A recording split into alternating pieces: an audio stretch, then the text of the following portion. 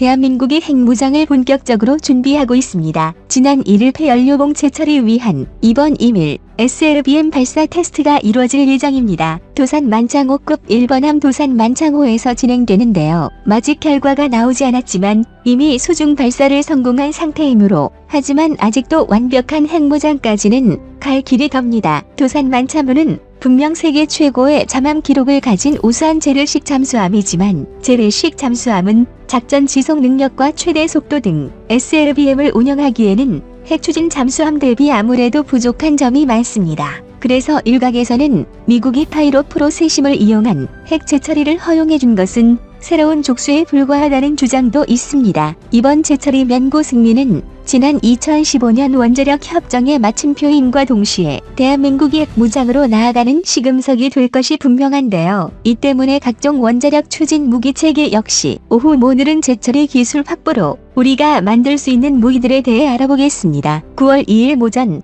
과학기술정보통신부는 파이로 프로세싱 기술 확보에 관한 보도가 오보라며 송기정부 기관의 입장 발표치고는 굉장히 신속한 편에 속하는데요. 전날 저녁 속보에 대한 반박문을 반나절 만에 내놓는 일은 그만큼 이번 사건에 신경을 많이 쓰고 있다는 것인데요. 핵을 재처리하는 사실에는 굉장히 근접했을 것이란 이야기입니다. 미처럼 정부가 황급히 반박 보도를 낼 이유가 없습니다. 사거리 탄도 중량 3톤 350km에서 400km에 지난 7월 4일 수중 발사 성공을 발표한 SLBM 역시 사거리 지침이 종료된 지 2달도 만되어 그 모습을 드러냈습니다. 이처럼 개발되더라도 끝까지 숨겨야 하는 게 군의 무기개발 소식입니다. 잠수함에서의 SLBM 테스트가 이루어졌습니다. 핵물질 확보와 SLBM의 연관 관계를 생각해보면 이미 잠정적으로 재처리 기술을 확보했다고 봐도 무방할 것입니다. 잠수함을 운명하는 중에도 여러 차례 연료봉을 교체해줘야 합니다. 게다가 연료봉을 교체하기 위해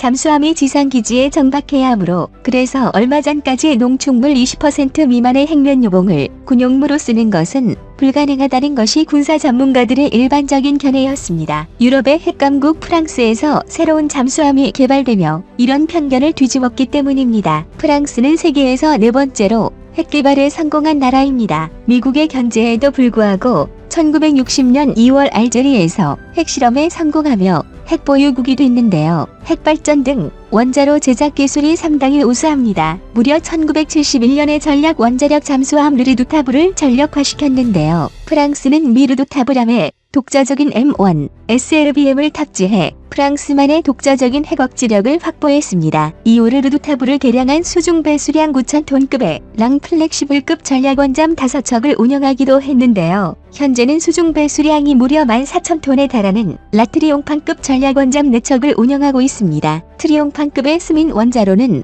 샤를드골급 중형 항모와 쉬프란급 공격원잠에도 쓰인 K-15 원자로인데요.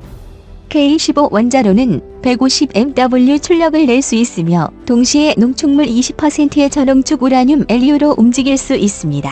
저농축 우라늄으로 작동하는 원자로를 군용으로 쓸 수 없다는 것은 편견에 불과하다는 것을 프랑스가 증명해낸 것입니다. 뿐만 아니라 저농축 우라늄을 군용으로 사용하는 것이 경제성이 떨어진다는 편견 역시 어느 점도 걷어냈는데요. 고농축 우라늄을 쓰는 군용 원자로는 교체 주기가 길고 효율이 좋지만 약간만 손보면 핵무기의 재료로 전환이 가능한 고농축 우라늄을 쓰기 때문에 민수용으로 전환이 불가능합니다. 이는 무기화가 우려되기 때문인데요. 고농축 우라늄 HU는 순도가 아주 높아 핵무기를 만들 때 쓸 핵물질을 분리하는 것이 너무 쉽습니다. 함부로 민수용으로 풀었다가는 일개 기업이나 개인이 핵무기를 손에 넣는 참사가 일어날 수도 있는 겁니다. 반면 저농축 우라늄을 이용한 군용 원자로는 민수용으로의 전환이 간단합니다. 실제로 프랑스는 K-15 원자로를 이용해 소형 모듈형 원자로 SMR의 개발을 시도하기도 했습니다. SMR은 대용량 발전 원자로에 대비되는 개념으로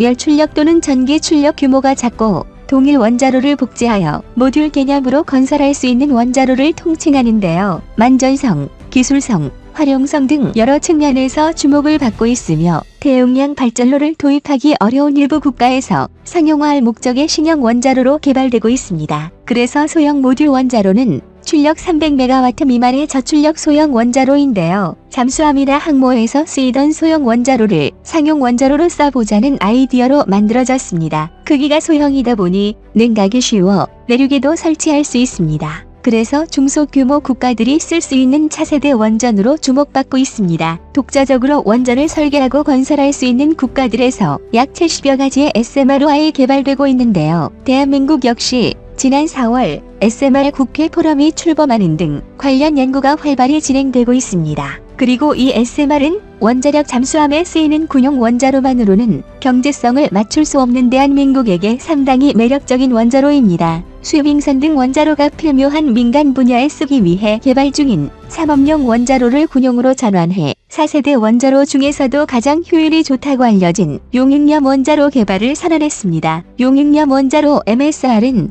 불소나 염소 화합물의 용익염을 핵물질과 용해시켜 핵연료로 쓰는 방식인데요. 연료가 면류이면서 동시에 냉각제가 되는 방식이기 때문에 부피를 극단적으로 축소할 수 있고 고속증식로의 일종이기 때문에 삼성중공업은 MSR을 쇄빙선의 원자로로 쓸 계획인데요. 쇄빙선은 북극의 두꺼운 빙하를 지나며 길을 내야 하기 때문에 원자로를 이용한 증기 터빈 같은 고출력을 낼 수 있는 추진기관이 반드시 필요합니다. 아직도 북극에 떠다니는 유빙의 수가 상당하기 때문입니다. 한마디로 일단 만들기만 하면 그 수요가 충분하다는 뜻인데요. 이를 이용해 군용 원자로를 바꾸면 부품 공급이 쉽고 개량이 편한 데다 저렴한 성능 좋은 원자로가 됩니다. 그런데 장점은 이게 다가 아닙니다. 현재 한국에서는 이 밖에도 소듐냉각 고속로, 납비스무트 고속로, 고온가스 냉각로 등을 개발하고 있는데요. 이들 모두가 고속증식로의 일종이기 때문에 저농축 우라늄으로도 고효율 발전이 가능할 뿐 아니라 대량의 플루토늄을 생산할 수 있습니다.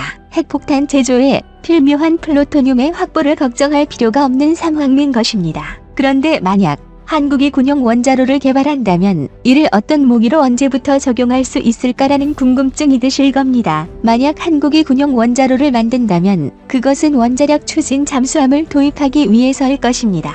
SLBM을 발사할 수 있는 전략원잠이 있는 국가만이 진정한 자주국방을 이룰 수 있기 때문인데요. 뿐만 아니라 적이 전략원잠을 상대할 수 있는 공격원잠 역시 독자적으로 개발한 군용 원자로가 있어야만 건조할 수 있습니다. 그렇다면 한국의 첫 원자력 추진 잠수함은 언제 배치될까요? 가장 가능성이 높은 것은 도산 만창호급 배치 -3입니다.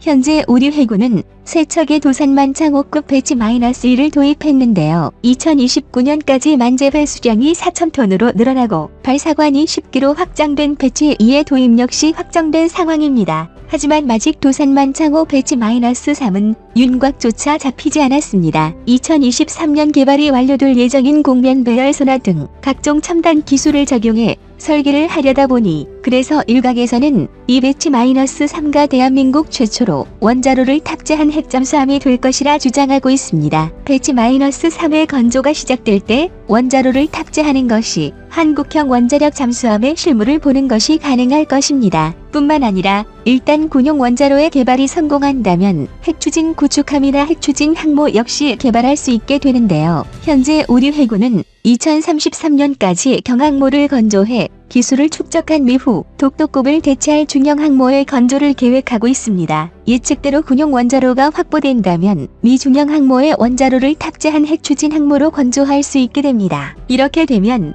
전자기식 사출기 EMALS와 각종 첨단 전자장비를 달더라도 최근 전투함에는 고성능 레이더, 고출력 레이저 등 막대한 전력이 필요한 장비들이 늘고 있습니다. 하지만 기존 군함들의 디젤 가스 터빈으로는 현대 군함이 필요한 전력을 생산할 수 없습니다. 반면 군용 원자로를 탑재한 구축함은 기존 군함과 비교도 되지 맞는 전투력을 보여줄 수 있을 것입니다. 예정대로라면 KDDX 미후 건조될 차기 구축함부터 원자력 추진을 도입할 수 있을 것으로 보이는데요. 모든 것이 일정대로 풀린다면 2030년대 한국은 핵추진 함모와 구축함 원자력 잠수함으로 구성된 핵항모 전단을 보유하게 됩니다. 만약 2035년 한미 원자력 협정이 종료된다면 한국의 독자적인 핵무장도 가능해집니다. E-파이로 프로세싱부터 고속증식로 개발까지 모든 것이 순조롭게 풀려 미래 한국이 유튜브 채널 무기의 황제TV 본 포스팅이 도움이 되셨다면 구독과 댓글로 관심 표현해주세요.